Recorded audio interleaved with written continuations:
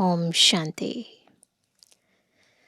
अमरनाथ शिव बाबा, हम पार्वतन में रहने वाली सच्ची पार्वतियों को अमर कथा सुनाकर त्रिकालदर्शी, त्रिनेत्री, त्रिलोकीनाथ बना देते हैं। परंतु इस अमर कथा को सुनने के लिए विशेष विधि है कि देह सहित देह के सब संबंधों को छोड़ना पड़ेगा और अपने को आत्मा समझकर बाबा को याद करना पड़ेगा। और जितना ये देही अभिमानी स्थिति आत्मा की बढ़ती जाती है, उतना उस अमरनाथ का सत्य ज्ञान आत्मा में यथार्थ समाता जाता है और आत्मा ईश्वरीय सर्ववर्षे की अधिकारी बन जाती है। और इसीलिए बाबा रोज हमें हमारे स्वधर्म में स्थित होने का ज्ञान देते हैं, श्रीमत देते हैं। आज की मुरली भी हमें हमारे स्वधर्म में टिका रही है। सुनते हैं प्यारे बाबा के मधुर महावाक्य। आज है 15 तारीख, 15 जून 2026। बाबा के महावाक्य हैं, मीठे बच्चे, अमर बाबा आया है तुम्हें ज्ञान का तीसरा नेत्र देने। अभी तुम तीनों कालों और तीनों लोकों को जानते हो। प्रश्न है, रूहानी बाप रूहों को वर्षा किस आधार पर देते हैं? वर्षा देने वाला है रूहानी बाप, दे रहे हैं रूहों को, पर आधार क्या है ये समझना है। उत्तर है पढ़ाई के आधार पर।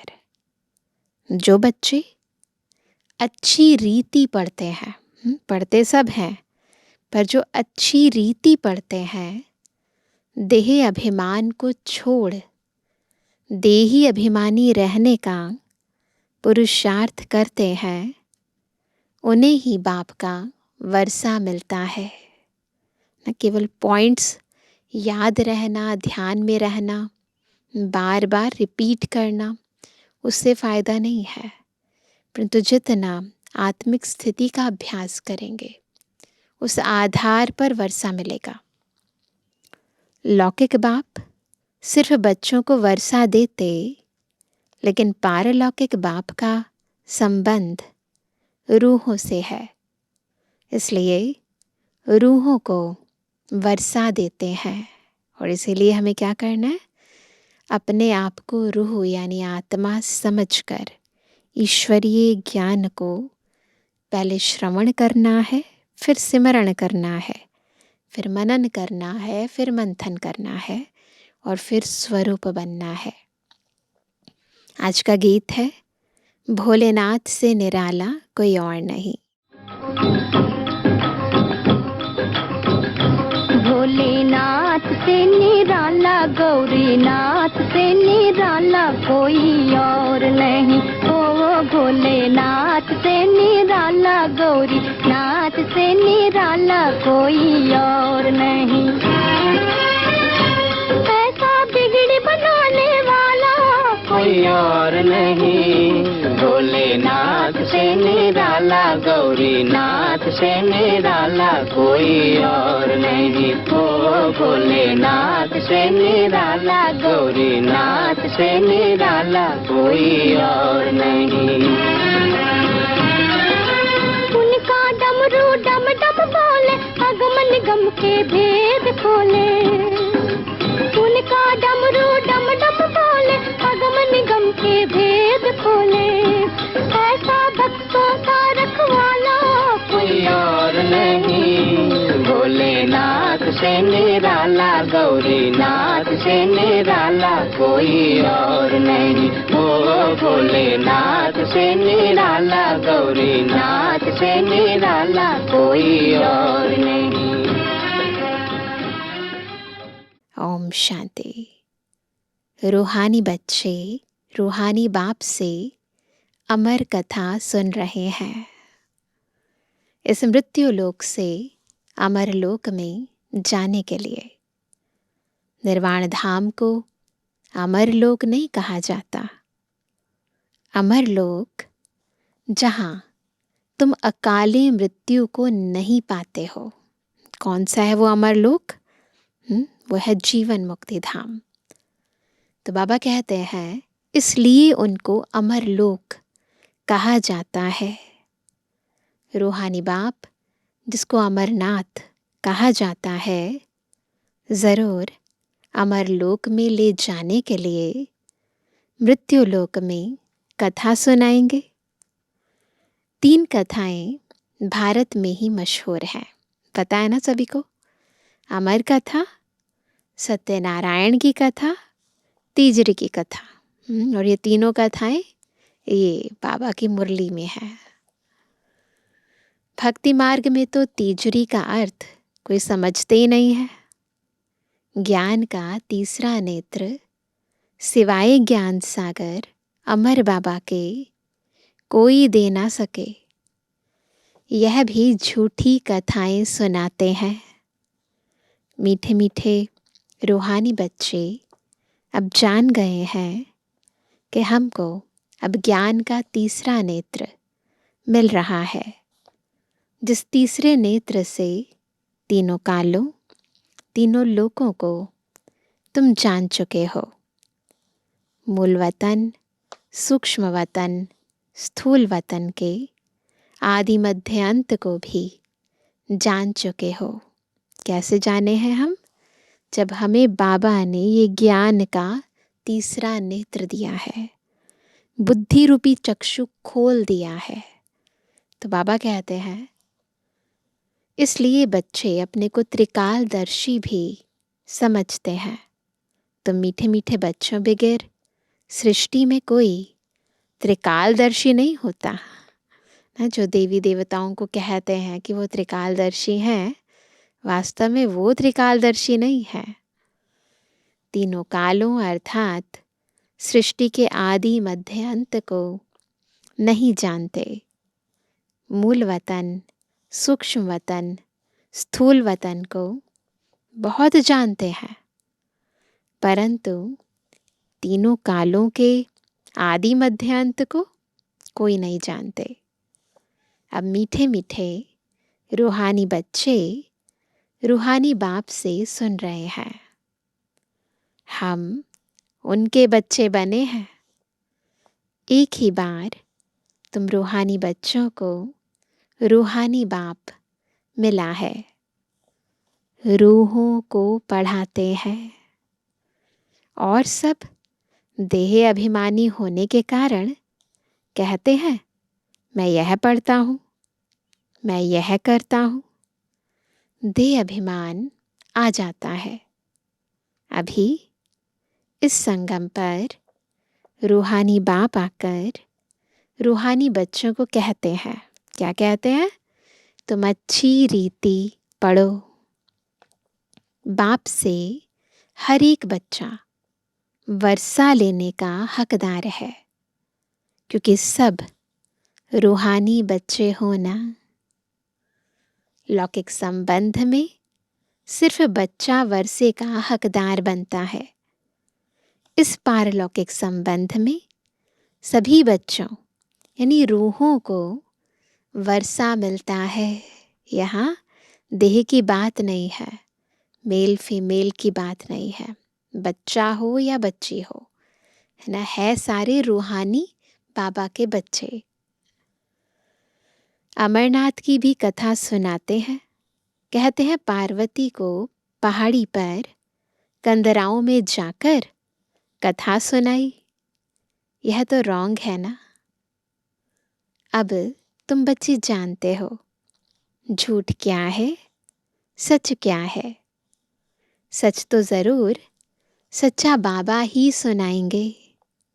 बाप एक ही बार सच सुनाए सचखंड का मालिक बनाते हैं। केवल एक बार संगम पर आते हैं और हमें सत्य ज्ञान देते हैं। सत्य ज्ञान देकर हमें सचखंड का मालिक बना देते हैं। तुम जानते हो इस झूठ खंड को आग लगनी है। यहाँ सब झूठे हैं, झूठी काया, झूठी माया, झूठा सब संसार। तो अगर सत्य की दुनिया लानी है तो झूठ को तो आग लगेगी। यह जो कुछ देखने में आता है यह नहीं रहेगा। बाकी समय थोड़ा है ना, ये टाइम बहुत थोड़ा है, तो समय बाकी थोड़ा है। यह शिव बाबा का ज्ञान यज्ञ है। जैसे लौकिक संबंध में भी बाप यज्ञ रचते हैं, कोई रुद्र यज्ञ रचते हैं, कोई गीता यज्ञ, कोई रामायण यज्ञ रचते हैं। यह है शिव बाबा का रुद्र ज्ञान यज्ञ। यह अंतिम यज्ञ है। तुम जानते हो हम अमरपुरी में अब जा रहे हैं। बाकी थोड़े मिनट का अब रास्ता है। यह है बेहद की घड़ी। तो बेहद की घड़ी के अनुसार थोड़े मिनट का रास्ता रह गया है। कोई भी मनुष्य को यह पता नहीं है। वह तो कह देते हैं मृत्यु लोक से अमर लोक में जाने के लिए 40,000 वर्ष अभी पड़े हैं। अमर लोक सतयुग को कहा जाता है। तुम बच्चों को अभी बाबा सम्मुख बैठ अमर कथा, तीजरी की कथा, सत्यनारायण की कथा सुना रहे हैं। सुन रहे हैं सभी? भक्ति मार्ग में क्या क्या होता है वह तो देखा। भक्ति मार्ग का कितना विस्तार है। जैसे झाड़ का बड़ा विस्तार होता है, वैसे ही भक्ति का भी बड़ा कर्म कांड का झाड़ है। यज्ञ, व्रत, नेम, जप तप आदि कितना करते हैं। इस जन्म के भक्त तो बहुत बैठे हैं। मनुष्यों की वृद्धि होती रहती है। तुम भक्ति मार्ग में आए हो, तब से दूसरे धर्म स्थापन हुए हैं। हर एक का अपने धर्म से कनेक्शन है। हर एक की रस्म रिवाज अलग है। भारत अमरपुरी था। भारत अब मृत्यु लोक है। तुम आदि सनातन देवी देवता धर्म वाले थे, परंतु अब पतित होने के कारण तुम अपने को देवता कहला नहीं सकते। यह तुमको भूल गया है। क्या भूल गया है? कि हम 100 देवता थे। जैसे कहते हैं क्राइस्ट ने हमारा धर्म स्थापन किया तो हमारे क्रिश्चियन चले आए हैं। ऐसे नहीं कि यूरोपियन धर्म के हैं, है ना। जैसे क्राइस्ट और क्रिश्चियन, वैसे ऐसे नहीं है कि यूरोप और यूरोपियन बन गए। वैसे तुम हिंदुस्तान में रहने वाले अथवा भारत में रहने वाले देवी देवता धर्म के हो, हिंदू धर्म के नहीं हो। तो देश के नाम से धर्म नहीं बनता है, परंतु अपने को देवता कहला नहीं सकते। समझते हो, हम तो पापी, नीच, कंगाल, विकारी हैं। भक्ति मार्ग में मनुष्य दुखी होते हैं तो बाप को ही पुकारते हैं। यह सिर्फ तुम ब्राह्मण बच्चे ही जानते हो कि जिस बाप को पुकारते आए हैं वह हमको बेहद का वर्षा देने के लिए अमर कथा सुना रहे हैं। हम अमरपुरी के मालिक बनने वाले हैं। अमरपुरी को स्वर्ग कहा जाता है। तुम कहेंगे हम स्वर्गवासी बनने के लिए पुरुषार्थ कर रहे हैं। कलयुग में मनुष्य मरते हैं तो कहते हैं स्वर्गवासी हुआ। अब उसने कोई स्वर्ग में जाने के लिए पुरुषार्थ थोड़ी किया ना। जब कहते हैं कि ये स्वर्गवासी हुआ, तो जो स्वर्गवासी हुआ उसने कोई स्वर्ग में जाने के लिए पुरुषार्थ थोड़ी ना किया। तुम तो पुरुषार्थ कर रहे हो। बाबा कहते हैं अभी हम पुरुषार्थ कर रहे हैं अमरपुरी वैकुंठ में जाने के लिए। पुरुषार्थ कराने वाला कौन? अमर बाबा, जिसको अमरनाथ भी कहा जाता है। इस यज्ञ को पाठशाला भी कहा जाता है। दूसरे कोई पाठशाला को यज्ञ नहीं कहा जाता। ये पाठशाला भी है और यज्ञ भी है। यज्ञ अलग रचे जाते हैं जिसमें ब्राह्मण लोग बैठ मंत्र पढ़ते हैं। बाप कहते हैं यह तुम्हारा कॉलेज भी है, यज्ञ भी है, दोनों इकट्ठे हैं। यहाँ पढ़ते भी हैं और रुद्र ज्ञान यज्ञ में अपना तन मन धन स्वाहा भी करते हैं। तुम जानते हो इस ज्ञान यज्ञ से विनाश ज्वाला प्रज्वलित हुई है। इसमें सारी दुनिया स्वाहा हो जानी है, फिर नई दुनिया बनानी है। इसका नाम ही है महाभारी महाभारत लड़ाई। इस जैसी लड़ाई और कोई होती नहीं।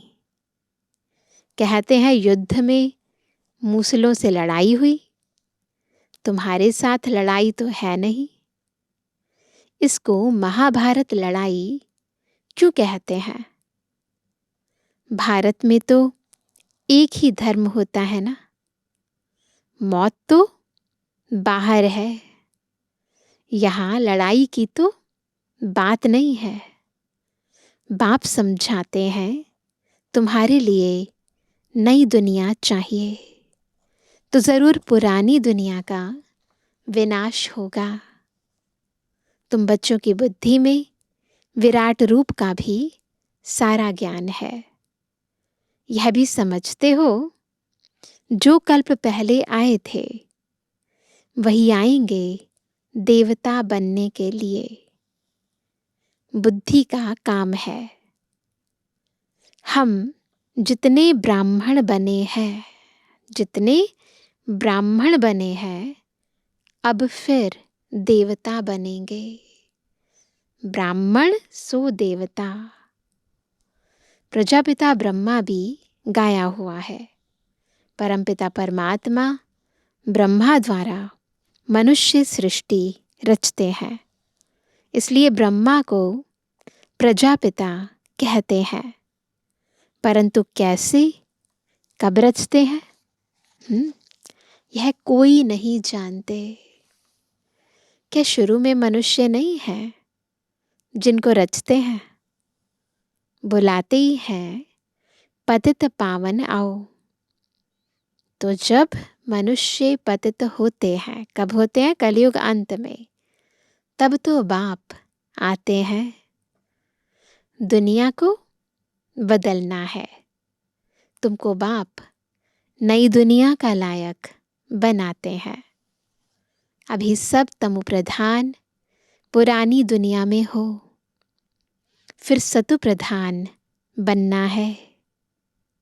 बाप ने समझाया है हर एक मनुष्य मात्र को, हर चीज को सतो रजो तमो में आना होता है।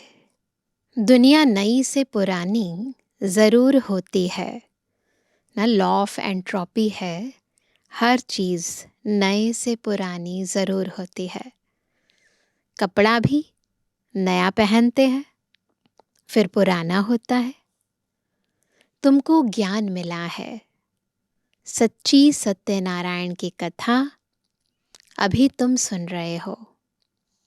गीता है सर्वशास्त्रमयी शिरोमणि। बाकी हैं उनके बाल बच्चे। जैसे ब्रह्मा की वंशावली वैसे गीता है मुख्य। ऊंच ते ऊंच माँ बाप, बाकी है बच्चे। अभी माँ बाप से वर्षा मिल सकता है। बाकी कितने भी शास्त्र पढ़ें, कुछ भी करें, वर्षा मिल ना सके। इस समय सर्वशास्त्रमयी शिरोमणि भगवत गीता खुद भगवान आकर सुना रहे हैं।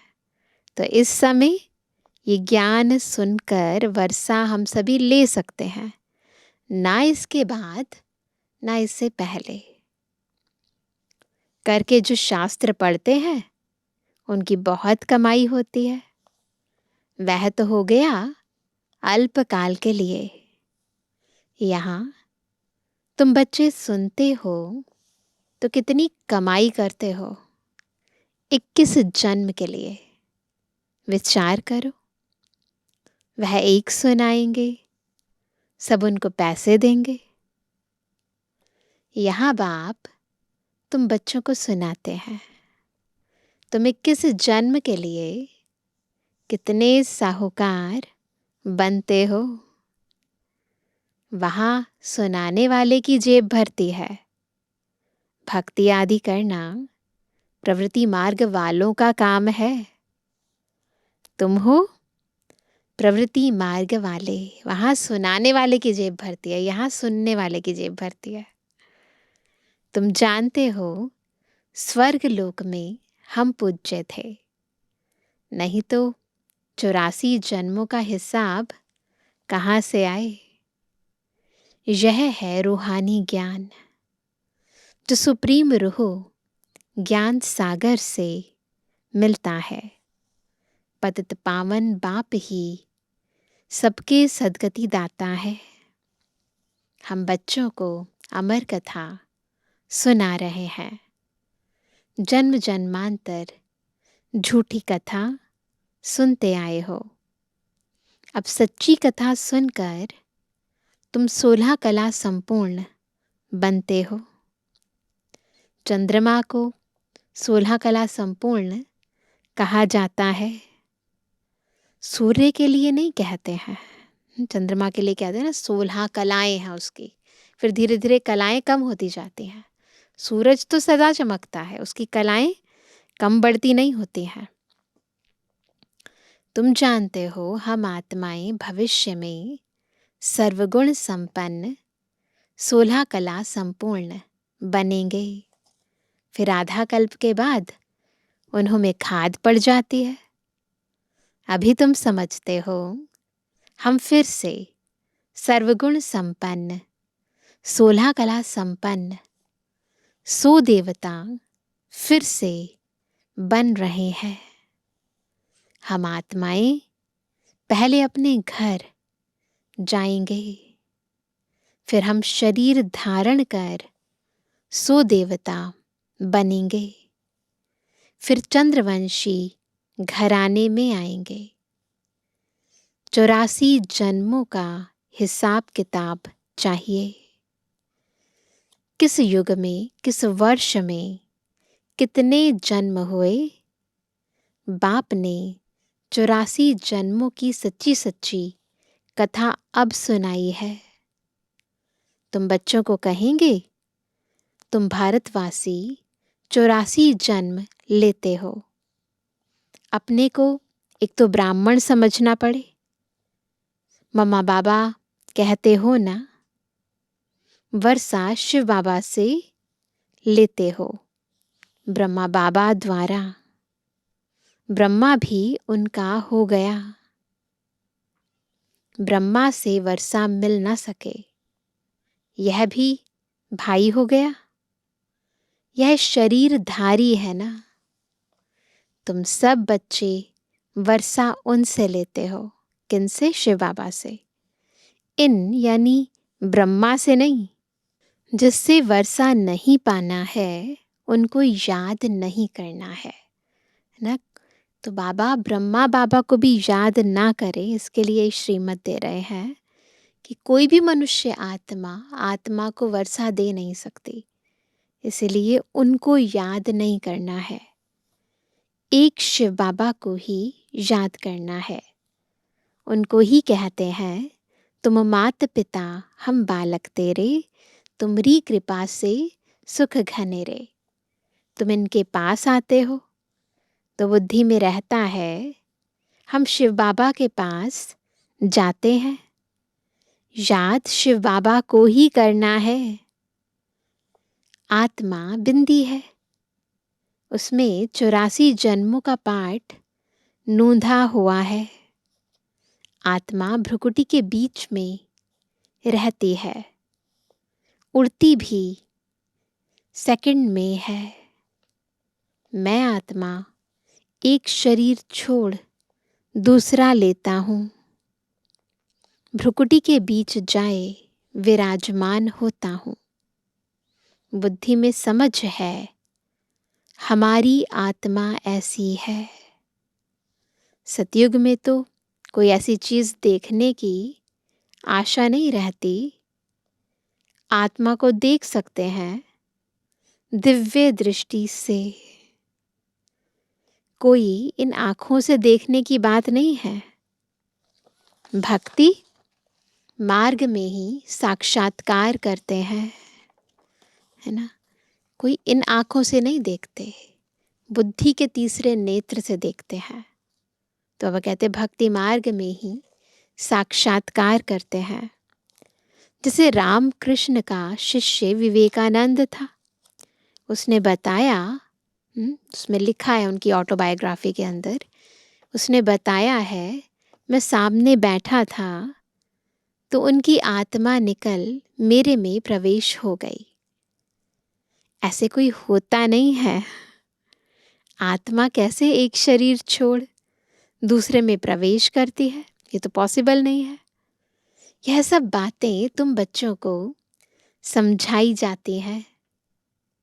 अभी तुम समझते हो हम अमर लोक में जाने के लिए पुरुषार्थ कर रहे हैं।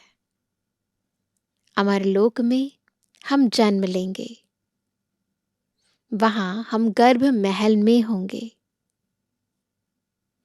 यहाँ तो गर्भ जेल में बहुत त्राही त्राही करते हैं। अब आधा कल्प के लिए बाबा तुमको सब दुखों से छुड़ाते हैं, तो कितना प्यार से ऐसे बाप को याद करना चाहिए। अच्छा, मीठे मीठे के बेजवानी बच्चों पे जुबानी बाप दादा का दिल जान सको प्रेम से नंबरवार प्रसाद अनुसार याद कर और गुणवानी। रूहानी बच्चों की रूहानी बाप दादा को गुड मॉर्निंग, नमस्ते नमस्ते नमस्ते। धारणा के लिए मुख्य सार पहला, स्वयं को रूह समझ रूहानी बाप से पढ़कर पूरा वर्षा लेना है। सचखंड का मालिक बनने के लिए सच्ची कथा सुननी और सुनानी है। दूसरा, जिस बाप से बेहद का वर्षा मिलता है उसे ही याद करना है, किसी देहधारी को नहीं। इस पुरानी दुनिया को आग लगनी है, इसलिए इसे देखते भी नहीं देखना है। वरदान है, साइलेंस की शक्ति द्वारा अपने रजिस्टर को साफ करने वाले लोकप्रिय प्रभु प्रिय भव। कैसे बनेंगे लोकप्रिय प्रभु प्रिय? जब साइलेंस की शक्ति से अपने रजिस्टर को साफ रखेंगे। जैसे साइंस ने ऐसी इन्वेंशन की है जो लिखा हुआ सब मिट जाए, मालूम ना पड़े, ऐसे आप साइलेंस की शक्ति से अपने रजिस्टर को रोज साफ करो, तो प्रभु प्रिय व दैवी लोकप्रिय बन जाएंगे। सच्चाई सफाई को सभी पसंद करते हैं, इसलिए एक दिन के किए हुए व्यर्थ संकल्प व व्यर्थ कर्म की दूसरे दिन लीक भी ना रहे। बीती को बीती कर फुल स्टॉप लगा दो तो रजिस्टर साफ रहेगा और साहिब राजी हो जाएगा। स्लोगन है, व्यर्थ संकल्प करना व दूसरों के व्यर्थ संकल्प चलाने के निमित्त बनना यह भी अपवित्रता है। तो अपवित्रता की इस गहराई को समझना है। न मेरे वेस्ट थॉट्स चलें, न मेरे कारण किसी और के व्यर्थ संकल्प चलें। आज का व्यक्त इशारा, सदा हर्षित रहने के लिए अपनी नेचर को सरल बनाओ, सहनशील बनो। मन, वाणी, कर्म में सरलता और सहनशीलता, यह दोनों आवश्यक हैं। अगर सरलता है, सहनशीलता नहीं, तो भी श्रेष्ठ नहीं। सरलता के साथ सहनशीलता है तो शक्ति स्वरूप कहा जाता है। शक्तियों के चित्रों में सरलता और सहनशीलता दोनों ही गुण दिखाते हैं। अभी की रिजल्ट में कहाँ सहनशीलता अधिक है, कहाँ सरलता अधिक है। अब इन दोनों का सम्मान बनाओ। तो इसीलिए एक तरफ सरलता हो, दूसरी तरफ सहनशीलता हो, तो फिर हम मंजिल की ओर जल्दी पहुंच जाएंगे। तो बाबा भी चाहते हैं कि हम, क्योंकि मम्मा का मास है, तो मम्मा के समान सर्व शक्तियों से संपन्न बने, अंदर से सरल रहें, सच्चे रहें, साफ दिल रहें। अच्छा, ओम शांति।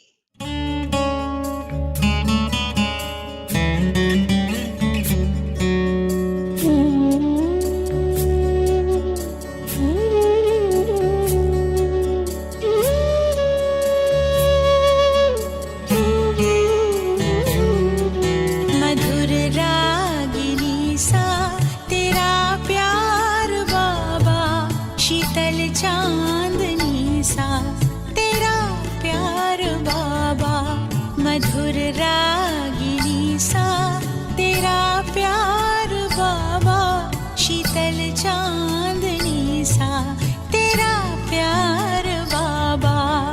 निर्मल सी गंगा, उज्ज्वल सी यमुना, निर्मल सी गंगा, उज्ज्वल सी यमुना, परम पावनी सा तेरा प्यार बाबा।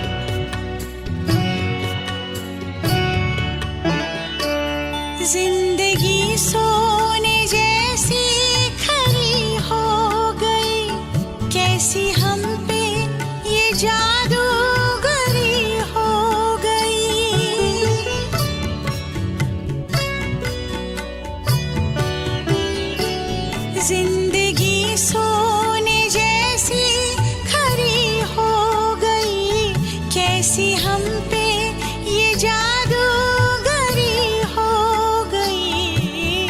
जीवन में आई, जीवन में आई अब बाहर बाबा, मधुर रागिनी सा तेरा प्यार बाबा।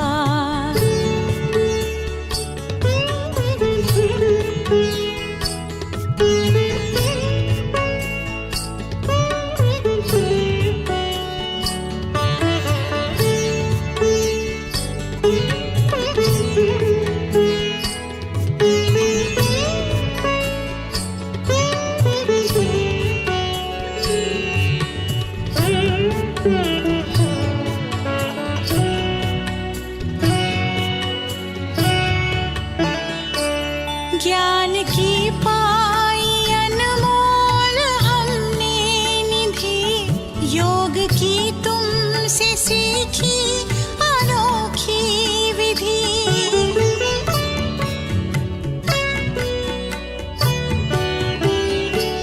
ज्ञान की पाई अनमोल हमने निधि, योग की तुमसे सीखी